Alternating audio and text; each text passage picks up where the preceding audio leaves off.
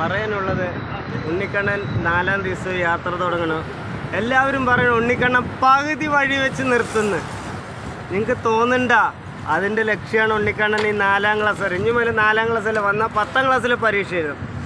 തീറ്റാപ്പാറ്റ 20 kilo കുറച്ച് iPhone തരുള്ളൂ പറഞ്ഞു. 15 കിലോ കുറച്ച് ഐഫോൺ തന്നു.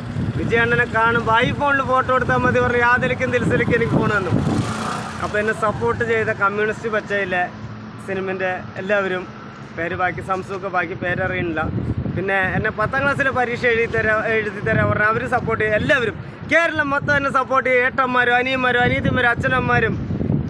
ഉണ്ണിക്കണ്ണൻ ഒരു പായുന്ന കുതിരയെ പോലെ ഇതൊന്നും പിന്മാറില്ല. എൻ്റെ ആത്മാവ് എന്നെ വിട്ട് പോകുന്നവരെ ഞാൻ ശ്രമിച്ചുകൊണ്ടിരിക്കും. പായുന്ന കുതിരയെ പോലെ ചോർന്നൊലിക്കുന്ന ഓലപ്പരയുടെ താഴെ ഒരു നേരത്തെ ഭക്ഷണം കഴിക്കും. മുളക് കൂടി ചാലിച്ചായിരിക്കാം, ഉപ്പിലിട്ട മാങ്ങിയായിരിക്കാം. താജ് ഹോട്ടലിൽ ഭക്ഷണം കഴിക്കണം. ആലോചിക്കണം. ഒരു കാര്യം വേണമെങ്കിൽ അത് വേണം, നാട്ടം പിടിച്ചാൽ മാത്രം അത് കിട്ടുകയുള്ളൂ. ശ്രമിക്കുക. നേര് വഴി കൂടെ പോവുക, കുറുക്ക് വഴി കൂടെ പോരുത്. പുസ്തകത്തിന് അവർക്ക് ചുമണ്ണും കടുപ്പത്തിനും കമ്മണിരുന്ന വാഴക്ക് ചെമ്മന്നു. സൂര്യണ്ണൻ ഒരു വാക്ക് പറഞ്ഞിട്ടുണ്ട്.